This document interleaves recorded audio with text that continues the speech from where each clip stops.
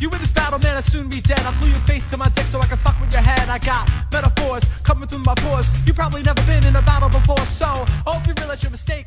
There ain't no party, got some candles, this will be a piece of cake. Folks, welcome to the Before Hours podcast, an internet radio phenomenon hosted by an occasional morning person. I ask the most interesting people I know about their sleep, routine, life, love, stress, setbacks, and whatever else comes to mind. If you want to talk to me, talk to the show, write to us, the Before Hours podcast at gmail.com. I'll read it on the air. But for now, comedian, returning guest, and I'm going to go ahead and say it, a good friend, Tony Sykowski. How are you doing? Oh, thanks for having me, Bobby. Even though we're a good friend, I did have to kind of concentrate on saying your last name. Everyone does. Yeah. Everyone does. I love that. You kicked this show off right at TikTok speed with the voice. Yeah, dude.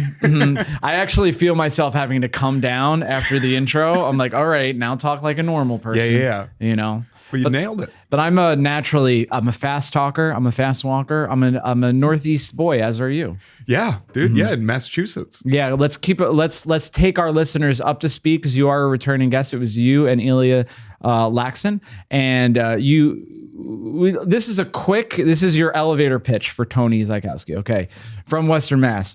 Dad is a farmer. You're a first generation following your dream. It's very beautiful. You have great hair that I'm jealous of. You didn't say that, I did.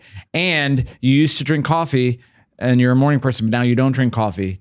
And I do drink coffee. Mm-hmm. Why don't you drink coffee anymore? So I started taking Wellbutrin, which now when I drink coffee, it's like I did meth. It's like overwhelming the amount of energy that goes into my system. So Wellbutrin it's an SSRI? No, it's not. I'm also on Lexapro. Just fun medication talk. I'm sorry, I'm name dropping. Name dropping, dude. Right off the bat. They are sponsors of the podcast. Dude, if you could get a big pharma sponsor, that's huge. That's big for a podcast. You get a little Pfizer. Right now, dude, everyone's going against the Sackler family. Get some of that grant money coming in. Yeah. They still got those trusts set up. None of these museums want it.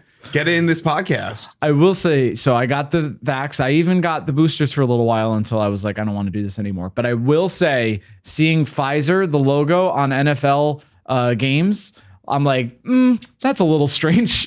You know what I mean? I'm like, okay. I hear you. I hear you, like tinfoil hat guys. I'm on board with maybe the Pfizer thing is a little weird. Oh, well, here's the thing. I didn't take antidepressants for a long time because I hate big pharma so much. Yeah. And then I kind of hit a point where I was like, I'm in my 30s. I got to clean up my act. Yeah. And I was like, okay, fine. I'll make a little dance with the devil. Mm-hmm. Can I say something ignorant? Yeah. And that I will use your answer yes for the duration of the podcast, not just with you, but with other guests. Tony has given me the right to say something ignorant.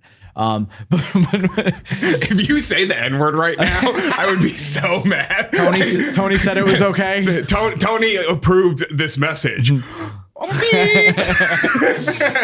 Hard ER. Tony approved hard ER. So when you told me that you were on antidepressants, I was very surprised because I don't view you as a guy that takes antidepressants. Yeah. Most people don't. Yeah. I take them at home. Yeah. I should start setting an alarm on my phone like people do with birth control. Yeah. You know how girls will be like, I've been on so many dates where it's like their alarm goes like, oh, time to take my birth control. It feels a little performative. I'm like, can't you just take this in the morning? Yeah. Like, isn't that when you take medication in morning or right before bed? And then they set an alarm for 10 p.m. or whatever. And I'm like, okay. But I should start doing that in public so people know I'm just a card-carrying sad boy. Card-carrying sad boy. Yeah. Hell yeah, dude, I love that. What a nice way to put that. So, okay, so you were taking Lexapro.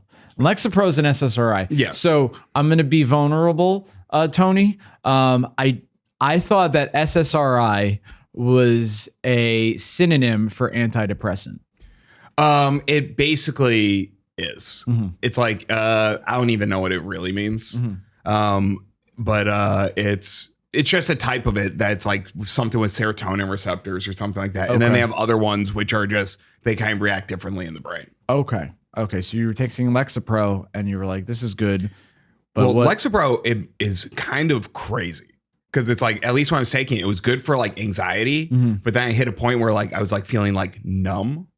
Where like nothing. Or like, it's like, I even like, because when I was taking it, it was good. At first it was great. But then when it's like, because it takes like a month or two for the full effects of like antidepressants to kick in, which is just like rough because you don't. It's like every week you feel a little different. And then when it fully kicked in, it was like a month where I didn't write a new joke because I was like, it like does make you kind of brain dead. Okay. And then I was like, oh, this is not good.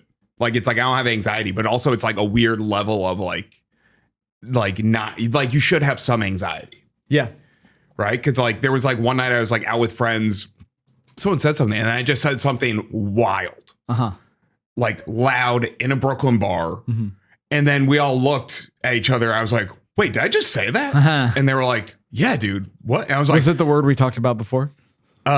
We said so many slurs before this podcast. Oh yeah, before we started rolling. Bobby does. It's kind of like an improv game. Yeah, it's like where we just have to list every slur. It's like you shake it out, but every one is just a different like pull up, ba ba ba ba ba. And zip zap zop. Zip is actually one. So that's weird how that works, huh? Just passing slurs around the circle. So you were in this place where you're like, I'll say something crazy and loud and not feel weird about it. And then I didn't feel bad afterwards. I was like, I should have felt a little bad. Okay. And even it was like all of us like on the same page. It was like just going for a joke. But sometimes you say something, you're like, wow, even for a joke, that was kind of wild. Yeah. And my then, bad, everybody. My bad for the joke. So and it was like, like no one was offended or anything. It was just kind of like, hey, dude, just like whisper that. Yeah. They're like, don't yell it. And I was like, yeah, I gotta. And then also, so the Lexapro, I was like debating getting off of it, but then also you can take Wellbutrin to cut it. So it's Wellbutrin is more of like a stimulant. Oh, so okay. it's like I'm like on like a little pharmaceutical speedball right now, where it's like I take Lexapro as a downer at night, and then in the morning I take Wellbutrin, and that gives me a little pep. Okay, interesting. Yeah, and but because Wellbutrin is a stimulant, you're like, I can't drink coffee while. No, I tried to because I've been drinking coffee since I was 14. Like since I like started working on my farm, part of your pitch, and then. I also love doing elevator pitches for individuals. Be like, let me pitch my friend here real quick. Yeah. Okay. We should just do that when we introduce people at a party. Yeah. 3 sentence, pitch them. You don't have to say yes or no now, but I would appreciate you shaking his hand. Yeah. Let me pitch him. See if you want to shake his hand. Yeah. You know, and don't end with he jerked off last night at 1 a.m. I don't know if that part was recorded. I know it wasn't, but it was a bit. What was I trying to get to? Elevator pitch. Oh, coffee. Coffee. Yeah, I started drinking when I was 14. I've always drank it. Never understood why anyone wouldn't drink it. And then now it's like I'm like legitimately like it's too sensitive. Where even I went through over Thanksgiving. My parents have an espresso. Brag. It's pretty. If you've never had an espresso, try one. Phenomenal. It's like coffee, but European. Yeah, and like it's like a good Keurig. It's what Keurig should be. Okay. And I had one because I was just like exhausted from like traveling for Thanksgiving and all that. And I was like, oh yeah, Keurig's like, I forgot, this is amazing. And I felt kind of fine. And I was like, okay, I can just drink coffee again. And then like 3 days later, I was having a panic attack. And I was like, and like had a full therapy session where it's like, I think I gotta get off these antidepressants. I think it's driving me crazy. And then the next day I was like, oh, I started drinking coffee again. Oh, wow. And it gave me like full like body anxiety. Okay. So then I was like, oh, okay. So now I'm on green tea. Green tea. Oh, and I like how that you said that like it's a medication too. Yeah. Wellbutrin, Lexapro, and green tea. Green tea. It feels like people that say green tea, they always talk about its health benefits. Yeah. So it does feel like you're kind of like, oh yeah, I'm on green tea these days. I'm like, I'm taking green tea with an acai bowl, or whatever. Yeah. Tea in general it's for two types of people: Europeans and people that would otherwise drink coffee, but now they've gotten into meditation. Yeah. I was meditating on coffee. Yeah. I do meditate. Yeah. I meditate too, but I meditate before my coffee. Oh, well, I do. I try and meditate first thing in the morning. Okay. So what brought you? Because when I had Andrew Steiner on the podcast, we were talking about meditation. He said he weeboed his way into enlightenment. Do you know what a weebo is? No. It's like a white person that's like infatuated with Japanese culture. Okay. He said it a bit self-deprecatingly. Like he was like, I liked anime, and then I was like, oh, they also do meditation. Let's check that out. That's so, from being such a nerd, you better yourself. Yeah. As a human.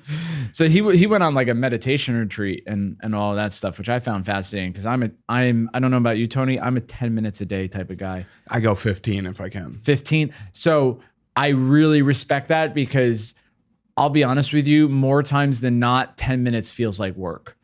Yeah, I think it's, at least for me, 10 minutes feels like it's like that's when I just get into the groove because it takes me 10 minutes to not be mad that I'm meditating. Yeah. And then I get 5 minutes of actually breathing. Mm-hmm.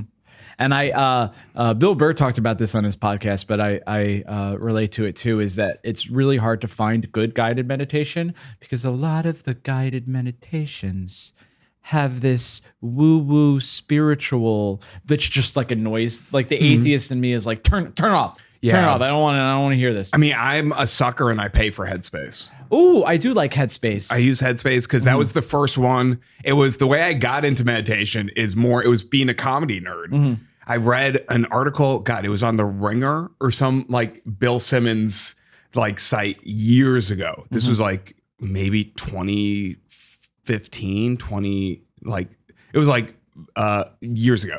And it was an interview with Eric Andre. And Eric Andre said he meditated. And I was like, if Eric Andre can meditate, I can fucking meditate. Like if he can take 10 minutes of not like pulling his dick out and crashing a porn star through a couch or whatever he does. Like, and I will say doing stuff like that he is in the present moment. Say what you will. The man's present. So you noted earlier that you were kind of anti-medication for a little while. Yeah. But you were dealing with depression and anxiety in your 20s. Yeah, I mean, it's been a lifelong thing. It wasn't until like recently where it's like I've always known it's an issue, but I've always tried to do more holistic things if I could. Just because I think there is kind of that like weird chip on my shoulder from like growing up farming.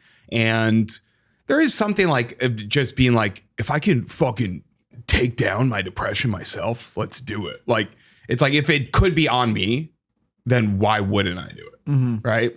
Same with like therapy. I was like, a long time I didn't go to therapy because I was like, if I can read a book that tells me what they're going to say to me, let me just cure it myself. As opposed to like going, and then you realize you're like, oh no, like therapy is a lot of you going in to just have an hour to check in with yourself with another person, kind of like keeping you in check. So, just like really, this is also going to be my new solo show.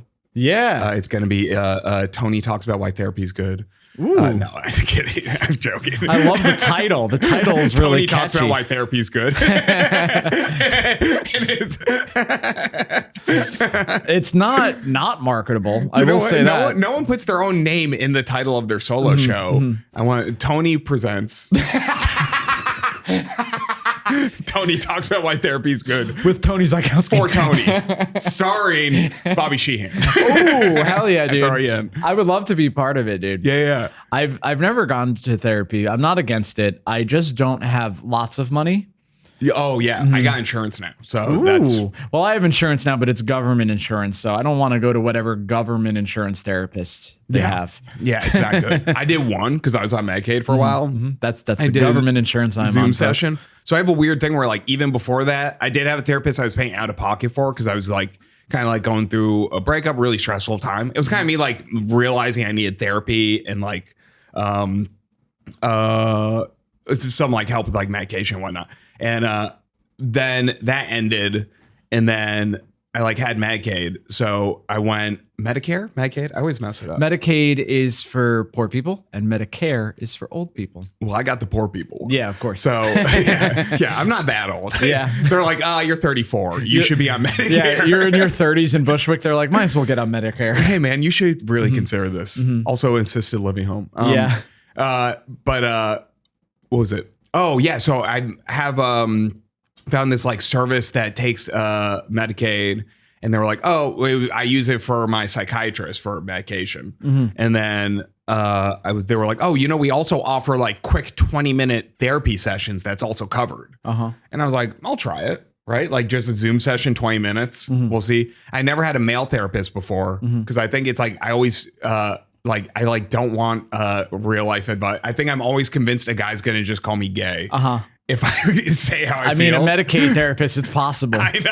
Right? And it's like there's just like weird things where even like when I'm from Massachusetts, so I have like Red Sox gear and stuff like that. And like when I first moved to Chicago, I had a Red Sox hat just because I was like, when you're in Massachusetts, it's the same as wearing a Yankees hat in New York. You're like, oh, it's more about where you're from. You don't even have to be that big of a fan of the team. I'm like a bandwagon fan. I'm always pro Red Sox, but I'm not like I don't know the stats of every game. But I had a Red Sox hat, and I realized when I moved away from Massachusetts, people would just stop me in the street to be like, fuck you. Or they'd be like, oh, you catch the game last night? And I'd have to be like, no, I didn't. You know, so I was like, I can't wear Red Sox gear. And it's always guys who are like, dude, what do you mean? Why are you wearing Red Sox hat if you don't watch the game? And then I got a nice Red Sox hat the day I had the therapy with the guy for the first time. So then I put it on. It was like a Zoom session. I wore it to work, and then I hopped on the session right off the bat. The guy's like, "Ooh, Red Sox hat. You a fan?" I was like, "No." He's like, "Oh, you're wearing a Red Sox hat? You're not watching the game?" I was like, "I'm out." It was a long-winded story for not much payoff. No, I think it's very funny to me that that interaction to me means almost nothing. And you were like, yeah, it's like big for me. Well, that's therapy. Therapy is mostly things that someone else will go, you're like, oh yeah, I don't know. This guy, I had a weird interaction at the grocery store. Okay, cool. But you got your groceries? Yeah. And then in your mind all week, you're like, why'd that cashier respond that way when I put down eggs? It's like, very meta that the therapist himself, you're like, what did he mean by that? And then he's like, have you been thinking about anything lately? He's like, well, I've been thinking this one thing for a couple minutes now. Yeah. Dude, yeah, it is like then weird you get a moments. therapist to talk about your therapy session. Yes, it just goes down. There was a great joke I heard at one point. It was in Chicago at an open mic. I wish I knew the comic's name, but it was her talking about how she had a cat. She got a cat because she has depression. And then she found out her cat has depression. So now she has to get a cat for her cat. Yeah. And I was like, that's so funny. And then also, I mean, maybe we shouldn't tell her this, but animals pick up on your energy. That's probably. Well, I don't know about cats as much. Yeah, cats are different. Cats do their own thing. Dogs definitely pick up on energy. Ooh. I would, dude. I like cats and dogs, but I'm a dog person, 100%. You know yeah, I think I grew up with cat. I'm more of a cat person, but I like dogs. I think that like cats are introverts, dogs are extroverts, and your relationship to cats or dogs is the same as your relationship to introverts and extroverts. Yeah. You know what I mean? Like most times people are like, oh, that guy's kind of quiet, but if you get to know him, I'm like, I don't want to fucking have to get to know someone. Yeah. Just smile and say hi, you asshole. Yeah. You know? I mean, I do agree with that. It is like, yeah, it's like, just be polite. Yeah. You don't even like, don't go out of your way to be performative with like, oh, what? Oh, this is such bullshit. The way we enter with like small talk. And they're like, what, you want me to talk about your parents getting divorced? Like, no, fucking pay for a therapist like everyone else. And then and let's just talk about the weather. I think that like the brooding that some people do where I think they have an insecurity that if they seem happy, that they also seem dumb. You know what I mean? Yeah. They want to be like realist. And there's something romantic about being the like serious guy who like sees things for what they are. Yeah. Because even when I was younger, when I was younger, I definitely went through a phase where I thought I could write poetry. Hell yes. And that was like high school. I realized now I just was a virgin. And then I got laid and I was kind of like, oh, I should like write some jokes. Yeah. But there is that jokes, like the alpha males poetry. Hell yeah, dude. That's the name of your solo show. Alpha male poetry. Dude, okay. I will say I'll like go through rabbit holes where like, because like especially over the pandemic, I started like working out more, trying to be healthier. So then you do go down the YouTube rabbit hole of watching like a video on the proper way to like do a squat, and then you end up at Jocko yelling at you to be more motivated or whatever. And but the way they write that, like, I mean, the big names for like, it's like motivation to like work out. It's like what, like Jocko, David Goggins. When you watch those guys, they basically are just doing motivational poetry. Like you hear them talking and they're kind of like, don't be a bitch. Yeah. Get up. Like so I watch it and you're like, oh, this is like poetry for straight dudes. I like the information that Jocko gives. However, I will say the way he talks is infuriating. Okay, you did that. You like switch your voice. I was like, "Where's he going with this?" I was like, "What just happened?" I was like, He's the one guy I want to listen to like on double speed. Like, you know how you could. Yeah. I'm like, all right, come on, because he's a Navy SEAL that went to Iraq. He has things to say. Yeah. But I don't understand this cadence. There's some weird study was done. It's the same with politicians, where like there's a pacing where no one can misunderstand what you're saying. Yeah. And it shows you're composed and you're not worried about things. Like I'm in control. There's something soothing about this rhythm. I think there's something like that where they teach people. That's why people do classes like that, but it feels inauthentic. It feels strange. I think there's something to be said for talking slower and more authentic. For me, I think the way that I'm funny, I talk very quickly and I'll like lower my voice, and talking quick and with a low voice as like an aside is the subtlety there is like very funny. Yeah.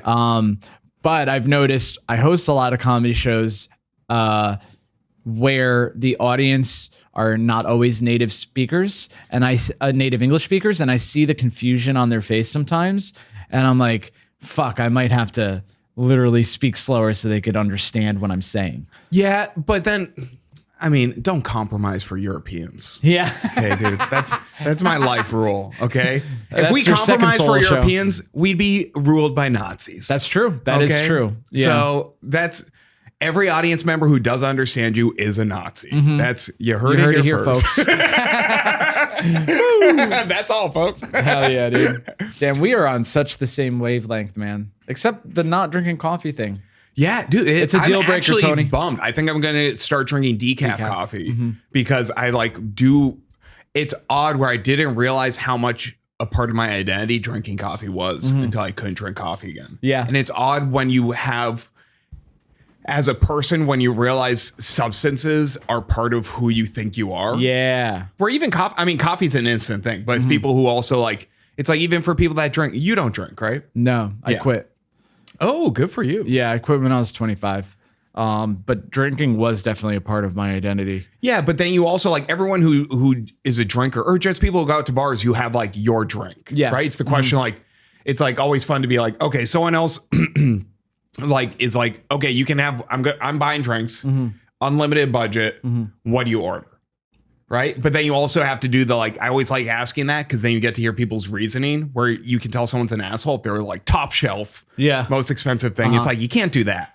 You got to get a drink that's like nice where you're like, okay, cool. I'm taking you up on this. You're spending a little bit of money, but it's not, I'm not like using you. That's why I always say bullet bourbon on the rocks. Ooh. It's like a nice drink. It's not the top shelf, but Yeah. it's good and it's quality.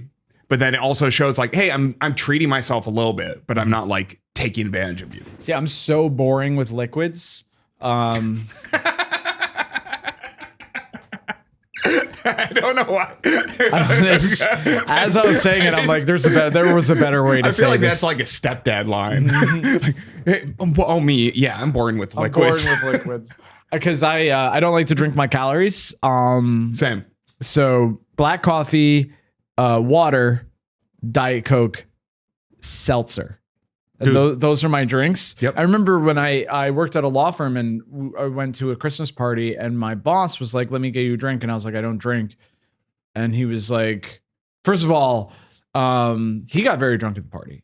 course. And people that get very drunk and also are flabbergasted that other people don't drink are alcoholics. Yeah. Yeah. That's I know true. you're not supposed to say who is an alcoholic. I disagree. I think that type of person definitely is. But he was like kind of sad. I'm like, you get me a Diet Coke or a seltzer. And Yeah. he's like, let me get you a Shirley Temple. I'm like, I will not drink that. Yeah. He said Shirley Temple. Yeah. Dude, that's rude. That's rude. You have to request a Shirley Temple. If anyone says, "Hey, do you want a Shirley Temple?" They better be drinking a Shirley Temple. Yeah, and he's like, by the way, where is your boyfriend? Because that's straight up him being like, "Hey, you're kind of a bitch right now." And they go, "Motherfucker, give me a Roy Rogers." Okay, that's a Shirley Temple for boys. Yeah, hell yeah, dude. It's also a great fast food train.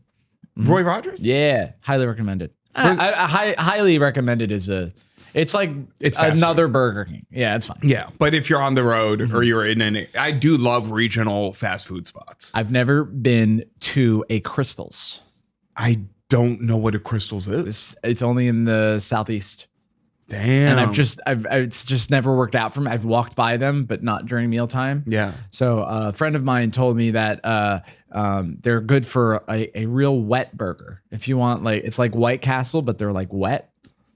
That's just like how gross the place is. Like the burgers are inexplicably wet. Oh, so it's not a thing they do on purpose. It's not like when you get like it's not advertised this way. Like come on down and get your wet burgers. Not like you're not dipping it in au jus, or whatever. Au jus, dude. I thought you were doing anti-Semitic joke. Well, no, I've had many au jus on the podcast. I think they're great people. It's not important their relationship with Banks. I don't care. But I used to love being anti-Semitic as a bit, but now it's like in. Yeah, you know what I mean? It's so I don't want to do it anymore. It's kind of like, oh, I guess I have to say the right thing. Yeah. Ugh, gross. So I'm interested to hear at what point because you said I went to therapy. I wanted to. The therapy predates the drugs, right? Because you said you were skeptical about taking medication. So if you don't mind, walk me through that process a little bit, because I think you described it as getting your shit together. Yeah. So what was that like? For going to therapy? Yeah. Well, yeah, because I don't. It's interesting because I feel like a lot of people in New York go to therapy, but I have no idea like what the process is like. So did you have? I know you mentioned like panic attacks. Yeah. I wouldn't say panic attack. Because I know people who've had panic attacks describe it as like feeling like a heart attack. And where do we go right now? And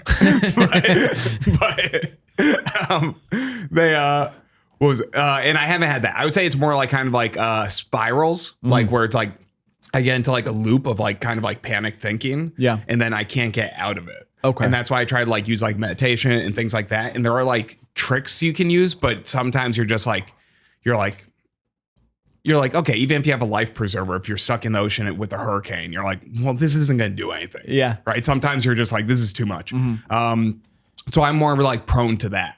And so then it was kind of like just a time where I was like going through a lot, and I was like, okay, I'd tried to set up a therapy appointment.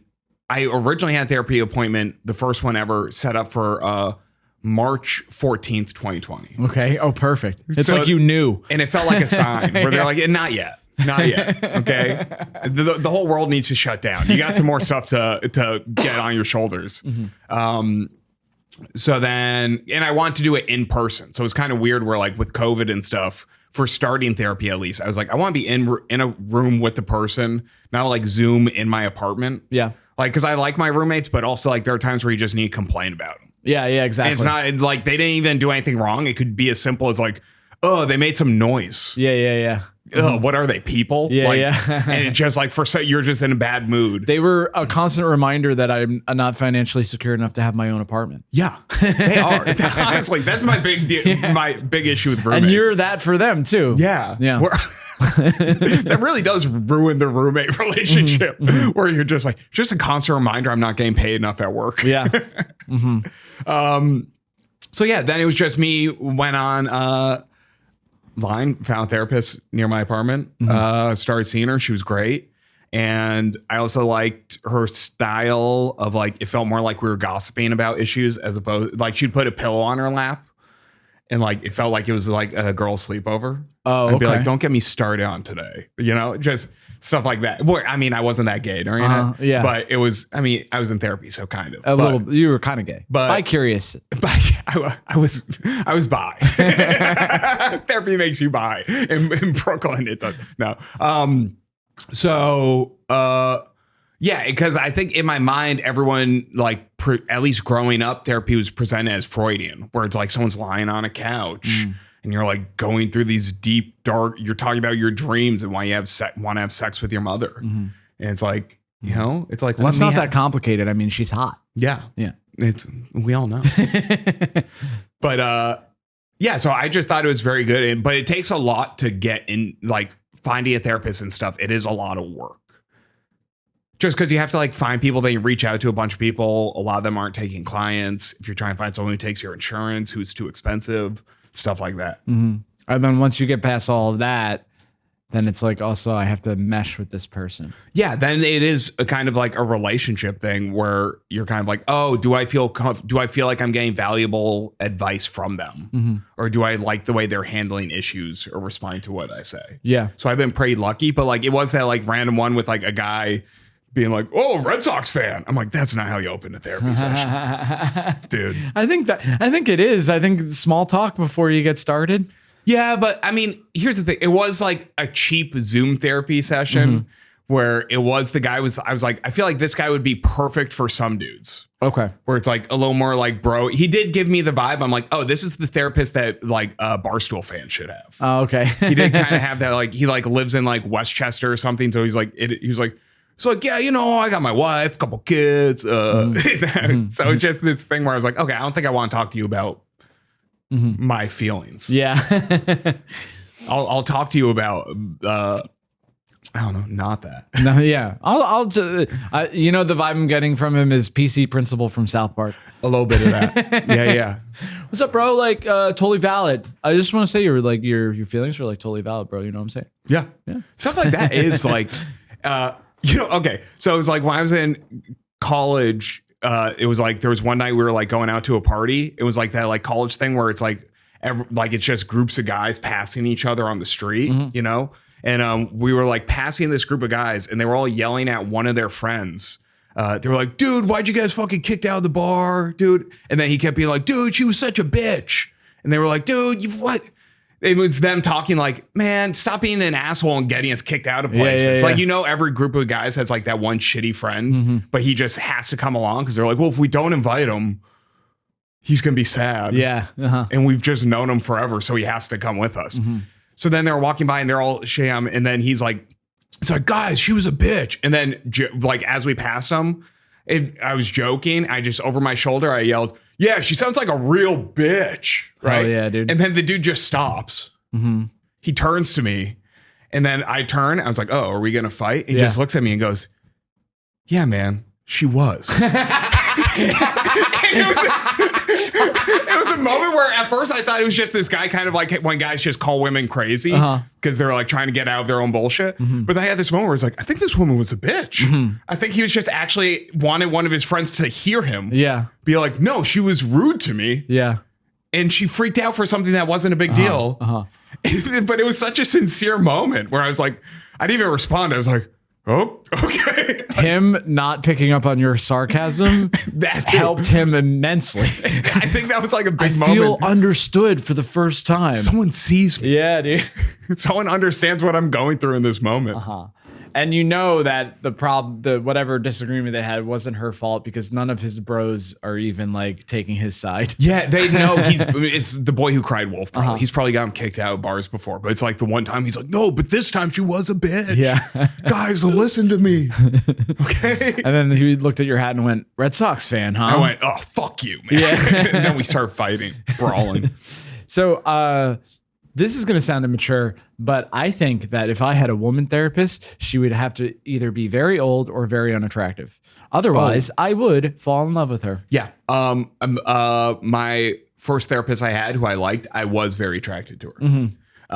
And then it was kind of weird where I think there were a couple sessions where I didn't say stuff because I was kind of like, I might be able to pull this off. Yeah, right? yeah. Like which is the worst way to go into therapy because it is just therapists are just strippers for beta males. Yeah.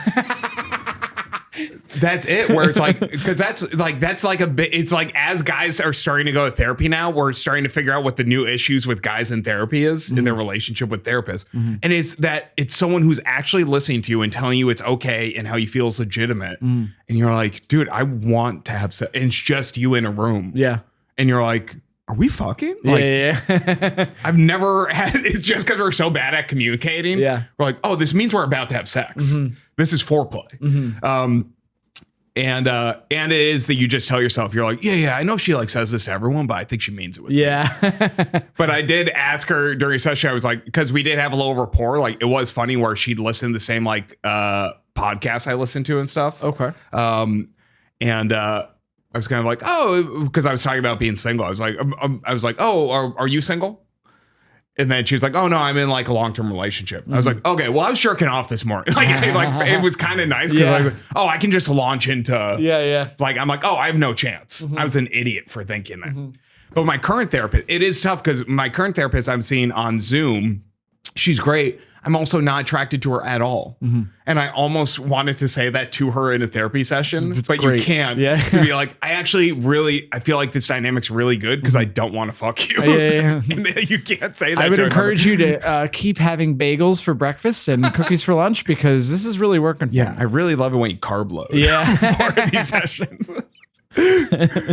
I had actually not it wasn't a therapy relationship. A friend of mine who was a woman offhandedly when, we're good friends and obviously there's like no sexual chemistry between us. And you're like, none. I was like, none? Or not much. Say not much. The thing is, she's right. I'm not attracted to her and she's not attracted to me, but it felt weird to bring it up. Yeah, you don't need to say it. It does feel a little rude to say. I was a little taken aback. Yeah, you're kind of like, okay, yeah. I thought we just, obviously. When you say it now, it's kind of something you like have to deal with. You're like, okay, well, there could be a little. I don't want to fuck you, but there could be I want a little, the potential. There is a thing though, like the women that I'm closest with that I'm not related to, that it's like strictly platonic. There's never been any tension at all. Yeah. If there's any tension, I remove myself from the situation. And maybe that's not the most mature thing to do. Maybe if I have a friend that's a woman, I'm a little attracted to her and she doesn't feel the same way, I could work it out and we could still be friends, but I don't want to. But it is a different level of you're friends, but you're not like close friends.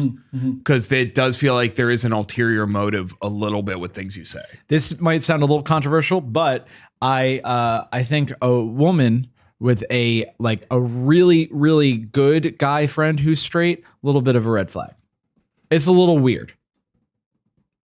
I think if they're very, very if it's not like, oh, that's my girlfriend's boyfriend, or we've known we hang out like a couple times a year because we were friends in college. But I think if I'm on a date with a woman and she's like, my best friend, his name is so and so, and he's not gay, it's not a red, it's a yellow flag. It's something to investigate, I think. I am trying to think, and I don't know if I've ever had that come up.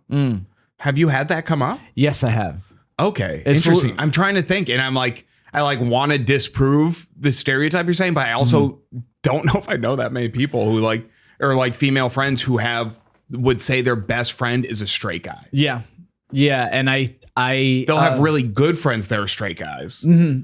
But I don't think they would ever say he's their best friend. In obviously we have larger, if you have a friend group that contains all types of different people, that makes sense. But if you're like twice a week I get dinner with my bestie and he's a dude that fucks women, I'm like, that's a little weird. You know what I mean? You don't need to phrase it that way. Yeah. It's my bestie. He's a dude. He fucks women. You know what? I mean, that's what I'm hearing as she's talking. You know what I mean? Actually, I went on a date with a girl, this is a couple months ago, and she was like, my best friend, guy's name. And then she paused and went, he's gay. And then went, I don't know why I had to say that. And I'm like, I know why you had to say that. That was actually, thank you for saying that. Thank you. Now I could just pay attention to the story. You know that we're on a friend. date, and then it kind of you potentially set up a situation. It's like if someone always talks about their ex on a date. like, Oh my God. and stuff like that, where it is a little odd for me because I was in a 6-year relationship. So it is for 6 years, I was like with somebody. Right. So a lot of like basically like from the time I was like 23 to 29, it's like if I'm telling you a story about that time, odds are my ex was involved. Yeah. So it is like she does come up. Yeah. But it's also like I think also I'm in my 30s. I'm dating people in their 30s or under 18. You know, it's like you just are, you know, being a man. No, but I'm like it's like people in a similar age range where you're like you're in your 30s. Everyone knows like yeah, we've all had relationships before this. It would be kind of crazy if you had like nothing. Yeah. Like no one's like yeah, we've all had sex. We've all had sex, especially me. Yeah, but too much. Arguably, This too is much. an intervention, Bob. All my friends and family We love come. you. And then you keep going like, guys, but I have to go fuck someone. Yeah, I'm just scrolling on Tinder like, yeah, ruin your life. Yeah, Okay. yeah. I was on a date one time. This is a red flag because I was on a date with a woman. I think if you bring up your ex and it's like an incidental story, like, I went to Boston, and they're like, oh yeah, like one time I was at Boston and this really weird thing happened when I was with my ex when I was in Boston. I'm like, okay, well, we're talking about Boston and a story came up and it involves your ex. That's fine. But I remember one time this was a couple dates in. I was on a date with a woman and she was talking about how her mom wants her to date a Jewish man. Right. And it was sort of like, she was like, and she was also Jewish. And she was like, yeah, my mom really, she wants me to date a Jewish man. And I'm like, kind of like half jokingly, I'm like, is that going to be a problem? Because I'm not Jewish. And she was like, kind of. And you know, that's a red flag, but it's not her red flag. Yeah. It's a red flag about the situation. So it would almost be rude for me to be like, but this was the red flag where she goes, my last ex was like the kindest, sweetest, just the best guy ever. And she never accepted him because he wasn't Jewish. And I'm like, that was a lot of nice things you said about your ex just now. Yeah, that is it is like she's like glowing over them. Yeah, that was like, okay, weird. And turns out it didn't work out. Yeah. I mean, because you weren't Jewish. Yeah. You're like, but I'm willing to convert. Yeah, that's the thing too. I'm like, oh fuck, because you really wouldn't. I mean, dating is an interview for marriage. I do look at dating that way. Yeah. Not that I rush into anything, but essentially, it's a multi-month or year vetting process for can we be married. Yeah. If you're looking for a serious relationship, you're there to be like, oh, are we compatible? Because you are like, am I emotionally attracted to you? Am I sexually attracted to you? Will you be a good roommate? Like, it's like these are all things that like are important. It's like what a relationship is. So if you marry somebody, you marry into their family, and if one or both of their parents is difficult, that is something to keep in mind. Yeah, because you have to see them a couple times a year. Yeah. Like at least. Yeah, dude. And it's I have some crazy my parents are lovely. I have some crazy people in my extended family, and boy does it make life harder. Yeah. And it would be hard for me if I didn't keep them at an arm's length, which I do. Yeah. You know. Well, I did think about this recently where, okay, if you were dating someone, would you convert to their religion for them? No, I'm not religious. And I think being very religious would be a deal breaker for me. Yeah. If they were like, oh, my for this to like work out for it's like, I'm not that religious, but like for my family. It's not my favorite thing in the world because I don't think religion was the best idea that humanity's ever came up with. Yeah. You know, so it was the wheel. The wheel. Yeah, the wheel rules, that was pretty dude. Sweet. I'm a big no fan. one's ever crashed a plane into a building because they love the wheel so much. Yeah, but it did get them off the ground. Yeah. So maybe don't use that example. Yeah. We came full circle. Yeah. No pun intended. How long did it take for 9/11 to come up? Yeah, dude. I do think about 9/11 more than I think anybody from Gen Z ever thinks about it. Was it 9/11's your Roman Empire? Mm-hmm. Yeah. Mm. Oh, well, Gen Z wasn't alive for it. Yeah, exactly. So I think it's 9/11 to them is already Pearl Harbor in terms of relevancy. Yes. You know what I mean? Yeah.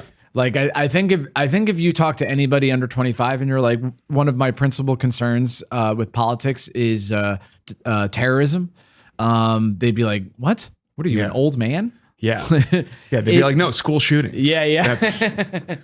My friend got shot. Yeah. Like it's, yeah. But for the religion thing, I think I used to be in your position. And then now, I mean, it's also probably a sign that I think Pete, I just in general probably wouldn't marry someone that religious. But I also think it would be very funny for me to just become Hindu. Oh, Hindu. Or no, just any like Jewish, like just if I like showed up one day, I'm like, oh yeah, it would be like Bryan Cranston on Seinfeld. Yeah. Like that is like, I've realized like, I'm like, you know what? Honestly, that would be kind of fun. Yeah.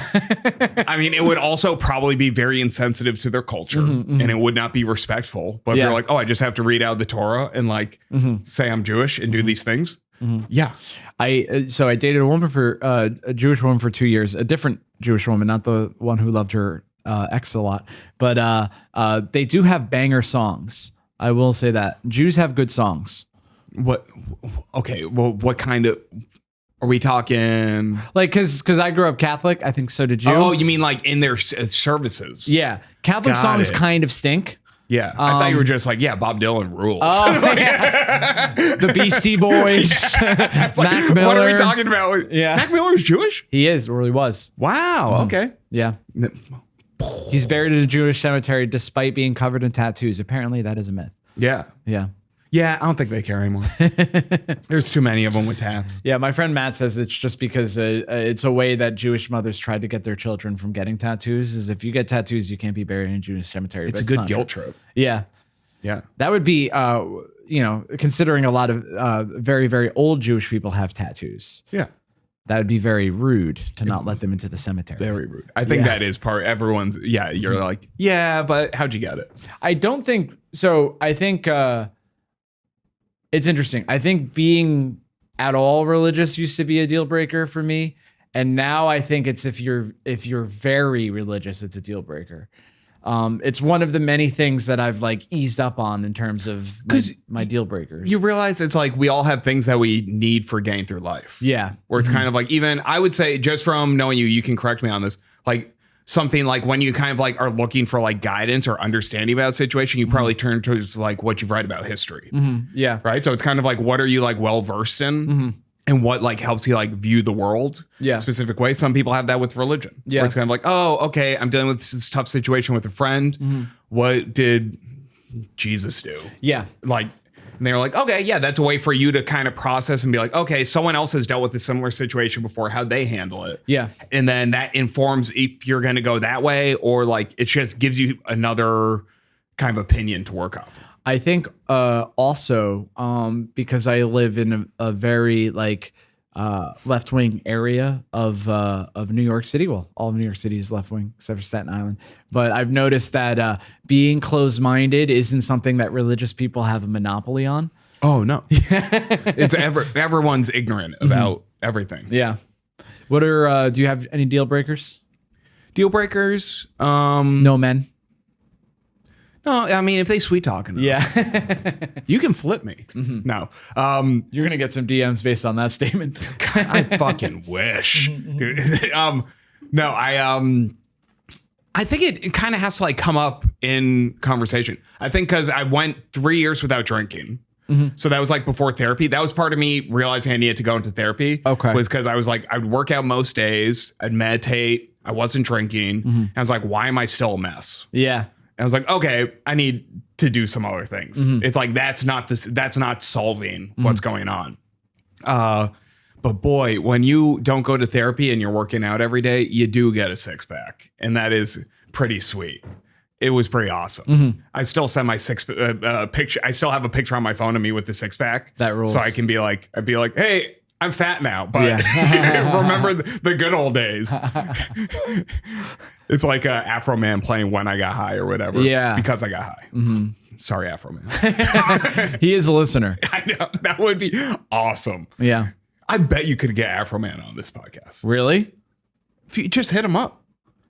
Guys, We're gonna try to get Afro Man on the podcast. I bet he's at a point in his career. I mean, it might be a little sad, but I think you could do it. I think there's a good chance if he was in New York, I don't think a lot of people are hitting him up for podcasts. Okay.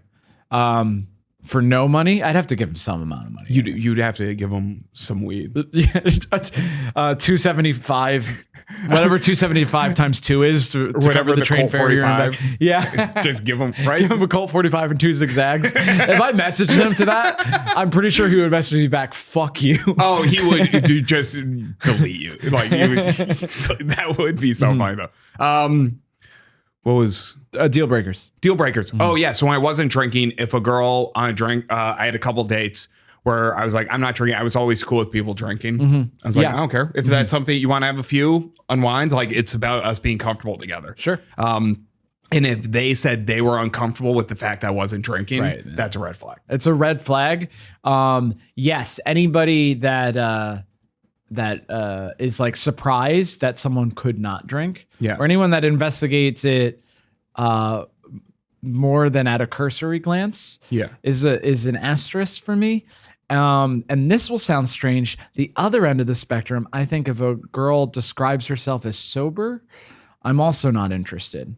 Because I've tried to date like AA chicks, and I don't go to AA. It just doesn't work out. Yeah. It's this. Because there is a different bonding where I think, were you like drinking really hard when you were younger? Oh, yes. Yeah. And I actually do describe myself as an alcoholic. Okay. Like if I had a drink I don't think about drinking. I'm comfortable around other people that are having a drink. But if I were to take a glass of beer and start drinking it, I would pick up where I left off. Yeah. Because I have like the alcoholic gene, I think. And whether it's probably equal parts biological. I mean, you can just say you're Irish. Dude, it is honestly so funny. Dude, yeah. Just to have the affliction that is also the stereotype of the ethnicity you belong to is just so very funny. It is. You're like, look, I'm an alcoholic, not because I'm Irish. Okay, it's because I have issues. I mean, I've had people be like, but you're Irish. I'm like, that's why. The only thing more Irish than drinking too much is stopping drinking because you drank too much. Yeah, I don't think AA likes it when you go, hey, I'm here because I'm Irish. Yeah. But because I don't do the 12 steps. It's just not for me, and it's not dunking on anybody that does it. I think whatever works for you. But like, I have dated more than one girl that was like, but if you ever want to like come to a meeting, I'm like, I'm not going to a meeting. And it sounds like we're not compatible. Yeah, because I think it is a big part of their social life, where it is kind of like the same way people have a bar they go to, or like they do trivia with the team or something like that. Yeah. It's like people go to AA. So I think that's kind of a big part. Like they want someone who's into it's their hobby too, or it's a big part of their life. Same with like people who do go to church every Sunday. Yeah. Like you would want to date someone who also wants to go to church on Sunday. Yeah. And AA is very religious too. So it's like, it makes sense. Yeah. The letter to the agnostic which is the chapter in the big book, which is like the Bible of AA, goes like, it's very funny to me because they're like, you don't have to believe in God to work the 12 steps. But if you think about it, there must be a God. Like, and it's just because it was written in the 1930s. It's just like a lot of like the philosophical arguments for God that, I hate to sound condescending, probably worked on people in the 1930s a little better than it does today. Yeah. They're like, God will get you bread. They're like, now you can't see God. And that's true. But you can see, or you also can't see electricity. But that doesn't mean that electricity. Did they really say that? Yeah, I'm like, I have to get out of here. That's so funny. Dude, I had... just because you can't see my herpes. Yeah. Doesn't mean... Dude, I had... and again, this is going to sound mean, but I remember in college, I got into a debate with this woman who was like... and it's funny because you meet a lot of different people in college, and I think that I was like literally one of the first atheists that she's talked to in person. Okay. She's like, that's incredible. So like, just know God? I'm like, yeah. And she goes, well, you can't see your brain. How do you know you have a brain? And I'm like, let's talk about something else. Yeah. You're just not. It's more level. Yeah. The idea that works. It's like, oh, so you don't have object permanence. Yeah. That's your issue right now. Is you're a literal infant in an adult's body. Yeah. That's your reason for why God exists. And you're like, well, you know how sometimes when your dad puts his hands over your eyes and you go, wait, where'd he go? That's God. What? And if I just went, that's a really great point, and leaned in for a kiss, she might be my wife right now. That would have been so funny. Mm-hmm. And then you close her eyes. Mm-hmm. I'm God. Hey, Connor, I haven't been paying attention at all at the time. How are we doing? 54 minutes. Oh, 54 minutes. Okay, so we'll clock out at 3:09. Cool. Tony, this is a good time. So we talked about our deal breakers. We talked about therapy. Oh, yeah. Sorry, I wanted to come back to what was the point where you're like, maybe I will give medication a try? Oh, I was in therapy, and it was me still having. I was like in therapy, still working out, still just in there. I was still having issues, and then it was my therapist being like, "Have you considered medication?" I was like, "Yeah." I've like for some reason it was kind of me being like, "Oh, I'm not like against." You realize you have that thing where you're like, "Oh, I'm not like against medication. I wasn't against it. I just was like, oh, I don't think I need that." Right. And then I kind of hit a point where I was like, I think I should try it. And also I would say the big thing with antidepressants that sucks is it just takes forever to know if it works. It's like you have to have like weeks of like bad side effects. Like kind of like this summer I had to like plan out weeks where I was like, I might just feel shitty for a couple weeks and then be like, okay, well, let's like do this. Cause if not, it's like, at least know if this doesn't work. Like you kind of have to hit a point where you're like, I'm ready to try this. So that was kind of it where I was just like, okay, yeah, I've been like anxious and I feel like I'm at a place where it's holding me back and I'm just making the same dumb mistakes. And it's keeping me from having better relationships with people in my life. Just like anxiety and depression and like letting that like kind of control where I'm at more so than like using a tool. And a big thing for me, I guess it was like, cause it was kind of me being like, oh, I think I could just do this on my own, but I like wear contacts. Yeah. I'm blind. Yeah. And not once did I ever be like, oh, I mean, I think I can handle not having vision. I'll eat a lot of carrots or whatever. I'll squint. I'll squint and eat carrots. Okay. Yeah. I'll be a rabbit from now on. Yeah. So I think it was just me being like, okay, give it a try. And then if it doesn't work out, you're kind of like, okay, like you just realize it's like, you might as well just like try to make, if there's a tool that could potentially help you live a better life, try it. I do think that there's probably an interesting like inverse, like people that do need medication not taking it, and then that people, especially like I think younger people, where therapy is so normalized, which is a great thing. But I wonder if there's people that are on medication that if they just like they waited a little bit. Yeah, there are people who are probably on it who didn't really need it. And I think there's starting to become more of an understanding where it's like antidepressants are something that a lot of people are viewing as not something you just take it, stay on your entire life. Okay. Sometimes it's like, oh, you're having like a really like rough year. You're going through a lot of terrible things. Here's something to help you work through that. Yeah. And then if you hit a point where things get better, like wean yourself off. See if you're in a better place and you have more tools and maybe a better like social dynamic around you. Like you don't always have to be taking medication. Yeah. I think that, it's almost like you talk to some people and they seem to almost have like this religious devotion to like, oh, it's my brain chemistry. And like, it might be, and it could be a combination of that and you're not in the best place. You know what I mean? Like if someone like is like unemployed, no friends, no motivation, I'm like, I think if you get a job or get some friends, but then it's like a chicken or the egg thing. Maybe you got to take care of yourself. Yeah. And I mean, it does go back to the idea of like people like being like identifying with the substance where it's the same thing with medication, where it's even just people being like, Lexapro, I take Lexapro. You're like, oh shit. Oh, did you also have trouble coming? They're like, yeah. Dude, this is going to sound majorly immature because it is, but I think that would forever be a principal concern for me. Oh, it was. That was part of me taking Wellbutrin is with Lexapro, I stopped being able to orgasm. So you could get hard, but you couldn't come. Yeah. Fuck.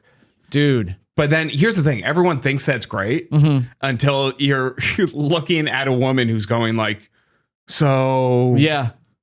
I was like, yeah, it just doesn't happen. And then Wellbutrin will counter the side effects of that. Oh. Or it's like for a lot of people it does. So it's commonly prescribed with like other SSRIs to be like, because it increases sex drive. So you're coming again.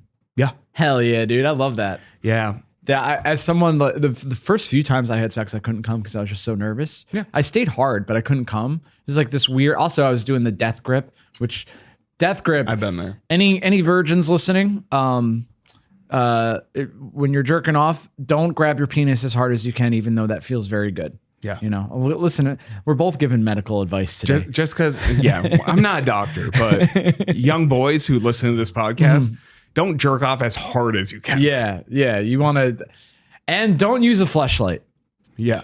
because that's going to, it's going to feel too, I've never used one. I'm afraid to use one. I'm afraid it's going to feel so good that I'll never talk to another person for the rest of my life. I'll stop doing the podcast. I'll stop doing comedy. You also stop talking to guys. Because God, you know, you talk to a new guy, it's like, well, maybe he knows women. Yeah, well, maybe he's trans. Yeah, exactly, dude. So, Tony, you're coming again. If people, this is how we're segueing. Hey, you got any plugs on where you're coming these days? Yeah, so it sounds like you're doing a lot of coming and going. So let people know where they could find you and what's going on with you. Yeah, you can find me on Instagram at Tony Sykowski, and I guess TikTok too. Trying to tick the talk more. Not much, but a little bit. Yeah, so at Tony Sykowski, SYKOWSK. Hell yeah, dude. Definitely follow Tony. He's a good hang, as you heard on this podcast. And remember, folks, early to bed, early to rise makes a man healthy, wealthy, and wise. I'm just playing night owls. You know I love you.